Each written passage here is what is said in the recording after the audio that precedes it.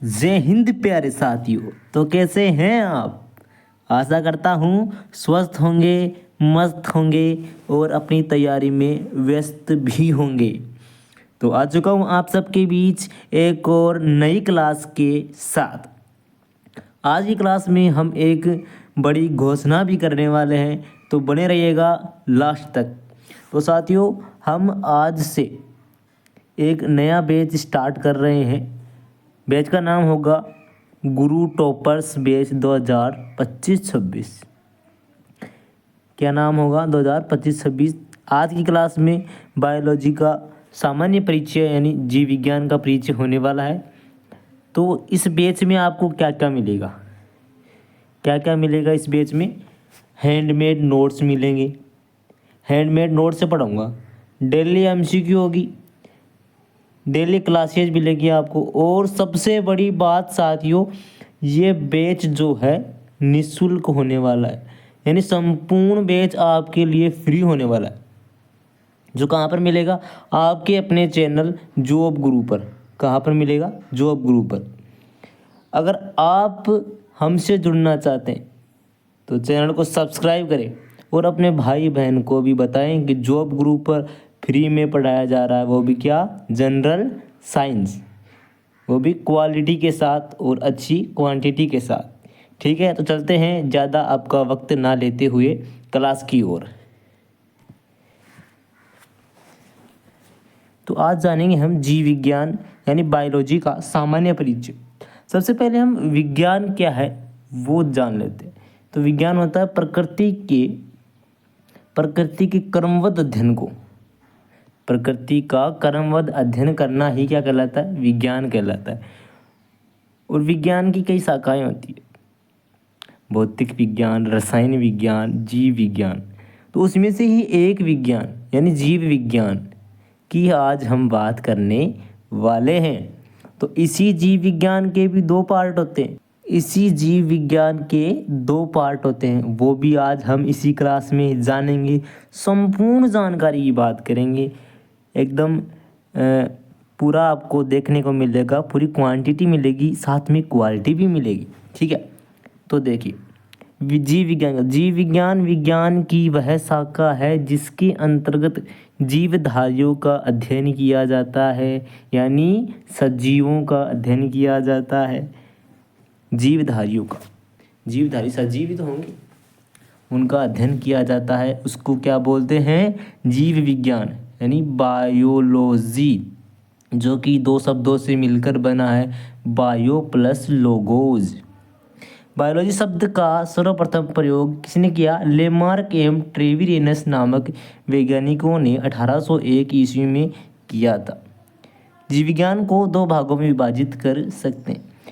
साथियों, आज की क्लास में आपको सामान्य परिचय के साथ साथ कुछ इम्पोर्टेंट क्वेश्चन भी देखने को मिलेंगे, तो लास्ट तक बने रहेगा। ये ना सोचे कि केवल सामान्य परिचय ही है, इस सामान्य परिचय से भी क्वेश्चन आते हैं। ठीक है, तो हमने जीव विज्ञान की परिभाषा के बारे में जाना और बायोलॉजी शब्द किसने दिया, सर्वप्रथम प्रयोग बायोलॉजी शब्द का सर्वप्रथम प्रयोग किसने किया? तो किसने किया? लेमार्क एवं ट्रेविरेनस नामक साइंटिस्ट ने 1801 के अंदर किया। चलिए आगे चलते हैं। तो बायोलॉजी के दो पार्ट हैं। ये लो भाई, अब बायोलॉजी के भी दो पार्ट हो गए, जूलॉजी और बॉटनी, यानी जंतु विज्ञान और वनस्पति विज्ञान। जंतु विज्ञान और वनस्पति विज्ञान। सबसे पहले बात करते हैं बॉटनी। बॉटनी शब्द यानी वनस्पति विज्ञान। बॉटनी शब्द की उत्पत्ति ग्रीक भाषा के बेस्किन शब्द से हुई है, जिसका अर्थ है चरना। इसका अर्थ क्या है? चरना। बॉटनी शब्द की उत्पत्ति किससे हुई है? बेस्किन से, जिसका अर्थ है चरना। देखो, ये भी आ सकता है कि बॉटनी की उत्पत्ति किस शब्द से हुई है, तो बेस्किन से हुई है। बॉटनी किस भाषा का शब्द है? तो बॉटनी ग्रीक भाषा का शब्द है। थियोफ्लेस्टस नामक वैज्ञानिक ने 370 से 285 बीसी में 500 प्रकार के पौधों का वर्णन अपनी पुस्तक हिस्टोरिया प्लैंटरम में किया। कितने पौधों का? 500 प्रकार के पौधों का। प्रयोग करके बताया बॉटनी के अंदर। ठीक है, तो थियोफ्रेस्टस को वनस्पति विज्ञान का जनक कहा जाता है क्योंकि उसने 500 पौधों का सबसे पहले 500 पौधों के बारे में अध्ययन किया। तो थियोफ्रेस्टस क्या हुए, बॉटनी के फादर हुए। बॉटनी फादर्स कौन हुए, थियोफ्रेस्टस।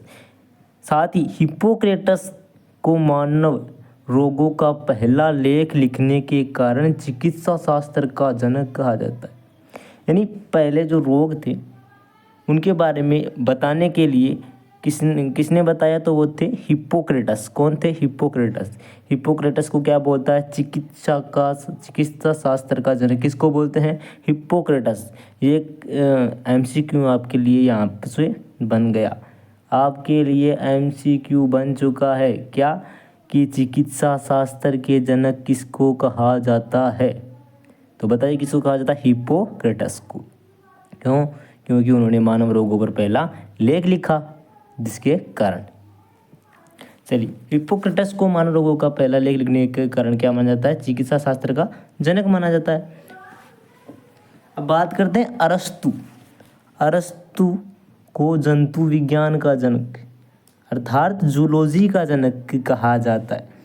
अरस्तु ने हिस्टोरिया एनिमलिज़ में, कौन सी बुक, हिस्टोरिया एनिमलिज़ में पुस्तक लिखी, जिसमें 500 जंतुओं का वर्णन किया। कितने जंतुओं का वर्णन किया, 500 जंतुओं का।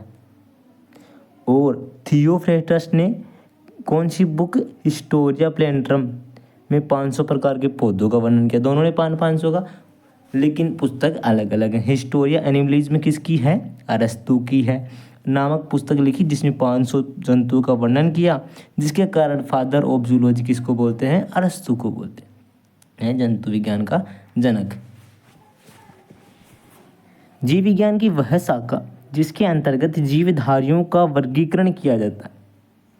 अध्ययन नहीं, वर्गीकरण, यानी वर्गों में, क्लासों में बांटा जाता है, उसको बोलते हैं टैक्सोनॉमी, यानी वर्गीकी कहलाती है। टैक्सोनॉमी क्या है, जीवधारियों का वर्गीकरण करना। जिस विज्ञान के अंदर जीवधारियों का वर्गीकरण किया जाता है उसको बोलते हैं टैक्सोनॉमी। तो ये शब्द ध्यान में रखें, कई बार पूछा जाता है, शब्दावली से क्वेश्चन आता है कि taxonomy, what is this taxonomy. तो क्या है, टैक्सोनॉमी कहाँ, जिसके अंदर वर्गीकरण किया जाता है, किसका, जीवधारियों का, सजीवों का। ठीक है, अब बात कर लेते हैं कुछ, ये मेरे साथ 17 होंगे ऐसे विज्ञान की शाखाओं के जनक जो आपको प्रत्येक एग्जाम में एक ना एक पूछ लिए ही जाते हैं। चलिए बात करते हैं जीव विज्ञान यानी जूलॉजी के जनक अरस्तु। जूलॉजी के जनक, जूलॉजी फादर कौन होंगे, अरस्तु होंगे। और वनस्पति विज्ञान यानी बॉटनी फादर थियोफ्रेस्टस। जीवाश्मी की, प्लेंटोलॉजी के जनक होंगे लियोनार्डो दा विंसी। ठीक है, यह है सुवर्णनिकी के जनक कौन होंगे, एम गॉल्टन। मॉडर्न बॉटनी के लीनियस। प्रतिरक्षा विज्ञान, इम्यूनोलॉजी, प्रतिरक्षा विज्ञान क्या है, इम्यूनोलॉजी के फादर कौन होंगे, एडवर्ड जेनर होंगे। चलिए आगे चलते हैं। अब आ जाते हैं जेनेटिक्स यानी आनुवांशिकी के फादर ग्रेगर जॉन मेंडल, जिन्होंने किस पद पर अध्ययन किया आनुवांशिकता का, बताओ कमेंट में बताओ, मटर पादप का। ठीक है, आधुनिक आनुवांशिकी TH मॉर्गन। कोशिका विज्ञान यानी साइटोलॉजी, रॉबर्ट हुक। अब ये साइटोलॉजी है ना, यहाँ पर ये सब ध्यान रखना कि कई बार ये से आता है कि साइटोलॉजी क्या है, तो उसको बोलेंगे कोशिका विज्ञान के अंदर क्या हुआ है, कोशिका विज्ञान बोलते हैं किसको, साइटोलॉजी। तो हम बात कर रहे थे कि आधुनिक आनुवांशिकी का, मॉडर्न जेनेटिक्स का अध्ययन किसने किया, कौन इसके फादर हैं, तो वो हैं TH मॉर्गन। कोशिका विज्ञान साइटोलॉजी के रॉबर्ट हुक, जूलॉजी के अरस्तु, वर्गीकी यानी टैक्सोनॉमी की जो हमने बात की पीछे वो है लीनियस। चिकित्सा शास्त्र मेडिसिन हिप्पोक्रेटस आ गए। उत्परिवर्तन म्यूटेशन तो वो है ह्यूगो डी ब्रिज। चलिए आगे चलते हैं। आ गया कवक विज्ञान, माइकोलॉजी। माइकोलॉजी के फादर हैं माइकेली। माइकेली ये इस माइकोलॉजी पर ही मिला बना हुआ है माइकेली। पादप कार्य यानी प्लांट फिजियो का के फादर कौन है? Stephen Hales. जीवाणु विज्ञान बैक्टीरियोलॉजी के हैं ल्यूवेन होक। सूक्ष्म विज्ञान के लुईस पास्चर। चलिए आगे चलते हैं। अब हम बात करेंगे जीवधारियों के वर्गीकरण के, यानी टैक्सोनॉमी के अंदर हम आ चुके हैं। क्लासिफिकेशन ऑफ लिविंग थिंग्स यानी सजीवों के वर्गीकरण का आज हम बात करने वाले। अपेक्षाकृत समानताओं एवं विषमताओं के आधार पर जीवधारियों को विभिन्न समूहों में विभाजित करने को वर्गीकरण कहते हैं। ध्यान से सुनना एक बार कि समानताओं एवं विषमताओं के आधार पर जीवधारियों को विभिन्न समूहों में विभाजित करने को वर्गीकरण कहते हैं। समानता कैसी होनी चाहिए? जैसे कि वो कूटपाद से चलते हैं या पक्षमाप से चलते हैं। ऐसी बहुत सी समानताएं या विषमताएं होती हैं जिनके आधार पर हम इनका अध्ययन किया जाता है, इनका वर्गीकरण किया जाता है, इनको अलग अलग भागों में बांटा जाता है, अलग अलग वर्गों में बांटा जाता है, उसको बोलते हैं वर्गीकरण। जीव विज्ञान की वह शाखा जिसमें वर्गीकी का अध्ययन कहते हैं उसको बोलते हैं टैक्सोनॉमी, यानी वर्गीकरण का अध्ययन बोलते हैं टैक्सोनॉमी। टैक्सोनॉमी किससे बनता है? टैक्सिस प्लस नोमोज ग्रीक शब्दों से मिलकर बना हुआ है, अर्थात नियमानुसार व्यवस्थित अध्ययन करना, यानी नियमों के अनुसार व्यवस्थितिपूर्ण अध्ययन करना क्या है? वर्गीकी है, टैक्सोनॉमी है। आगे चलते हैं। तो जॉनरे नामक वैज्ञानिक ने किसी एक प्रकार के जीवधारी के लिए स्पीशीज अर्थात जाति का प्रयोग किया। ये जो पर्सन है ना यहाँ पर बनने वाला, बहुत ही डेंजर लेवल का पर्सन है। जाति शब्द का प्रयोग किसने किया? तो किसने किया? जॉन रे नामक वैज्ञानिक ने जाति शब्द का प्रयोग किया। अब आते हैं यहाँ पर जीवधारियों की द्विजगत प्रणाली। द्विजगत प्रणाली आ चुकी है। हम क्या पढ़ रहे हैं? वर्गीकरण पढ़ रहा है, तो वर्गीकरण के लिए द्विजगत प्रणाली आएगी। अरस्तु द्वारा समस्त जीवों को दो मुख्य समूह में बांटा। तो द्विजगत प्रणाली किसने दी? द्विजगत प्रणाली किसने दी? तो वो दी अरस्तु भैया ने। कौन से भैया ने दी? अरस्तु भैया ने। अपने अरस्तु भैया ने क्या दे दी? द्विजगत प्रणाली दे दी है। द्विजगत प्रणाली दी। अरस्तु द्वारा समस्त जीवों को दो मुख्य समूहों जंतुओं एवं वनस्पतियों में विभाजित करने की परंपरा को शताब्दियों तक पालन किया गया। कब तक? शताब्दियों तक। ये पंचजगत तो बाद में आई, लेकिन द्विजगत को कई दिनों तक, कई सालों तक इसको काम में लिया गया। लीनियस ने भी अपनी पुस्तक द सिस्टेमा नेचुरी में संपूर्ण जीवधारियों को दो जगतों में बांटा, और लीनियस ने भी अरस्तु का समर्थन किया। ठीक है। अब इसके अंदर क्या आ जाता है? दो द्विजगत प्रणाली के अंदर क्या है? तो द्विजगत प्रणाली कौन सी किंगडम है? प्लांट किंगडम और animal kingdom. Plant kingdom and animal kingdom. जंतु विज्ञान में उन जीवधारियों को सम्मिलित किया जाता रहा जिनमें सेल्यूलोज मुक्त कोशिका भित्ति अनुपस्थित होती है। सेल्यूलोज युक्त कोशिका भित्ति जिनमें अनुपस्थित होती है, जिनमें सेल्यूलोज युक्त कोशिका भित्ति नहीं पाई जाती, वो क्या किन में आते हैं? जंतु जगत में उन जीवधारियों को सम्मिलित किया जाता है जो प्रचलन में समर्थ परंतु अपने भोजन निर्माण में अनुपस्थित होते हैं। वो तो क्या है? जंतु जगत में जिनके अंदर सेल्यूलोज की भित्ति अब्सेंट होती है। ठीक है।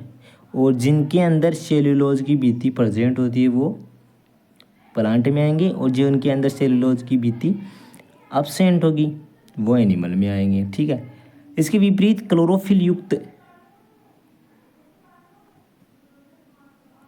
अपने भोजन के संश्लेषण में समर्थ, उसी के विपरीत क्या है? जंतु जगत में उन जीवधारियों को सम्मिलित किया जाता रहा जिनमें सेल्यूलोज युक्त कोशिका भित्ति अनुपस्थित होती है, जो प्रचलन के समर्थ परंतु अपने भोजन निर्माण में अनुपस्थित होते हैं। इसके विपरीत क्लोरोफिल युक्त अपने भोजन के संश्लेषण में समर्थ। क्लोरोफिल किस में पाया जाता है? पादपों में पाया जाता है। तो पादपों में पाया जाता है तो वो किंगडम कौन सा होगा जिसके अंदर क्लोरोफिल पाया होगा? तो वो प्लांट किंगडम ही होगा ना। तो अपने भोजन के संश्लेषण में समर्थ परंतु प्रचलन में असमर्थ, यानी चलने में असमर्थ जीव जिनमें सेलुलोज युक्त कोशिका भित्ति विद्यमान होती है पादप जगत में सम्मिलित किए जाते हैं। यानी पादप जगत में किनको सम्मिलित किया जाता है? जिनको अंदर सेल्यूलोज युक्त कोशिका भित्ति विद्यमान होती है, और जिनके अंदर सेल्यूलोज युक्त कोशिका भित्ति अब्सेंट होती है वो कौन से आ गए? वो आ गए एनिमल किंगडम। और प्लांट किंगडम में सेल्यूलोज की भित्ति पाई जाती है। तो यहाँ पर क्वेश्चन बनता है कि प्लांट सेल्यूलोज की कोशिका भित्ति किस में पाई जाती है? किस में पाई जाती है सेल्यूलोज की कोशिका भित्ति? तो वो पाई जाती है एनिमल में, सॉरी प्लांट्स में। और क्लोरोफिल युक्त कौन होते हैं? तो क्लोरोफिल किस में पाया जाता है? प्लांट में पाया जाता है या एनिमल में? तो किस में पाया जाता है? प्लांट में। अब इसके बाद आने वाली है जीवधारियों की पंच जगत प्रणाली, पंच जगत वर्गीकरण आएगा। उसकी बात हम अगली क्लास में करेंगे। आज के लिए इतना काफ़ी। जैसा कि मैंने बताया गुरु टॉपर्स बैच आज से हमने स्टार्ट कर दिया है, जो कि संपूर्ण फ्री होने वाला है, एकदम मुफ्त निःशुल्क होने वाला है। अपने सभी साथियों को बताएं कि हम भी संपूर्ण निःशुल्क बैच जॉब गुरु के अंदर पढ़ रहे हैं और उनको भी हमारे साथ जोड़ें। तो जय हिंद,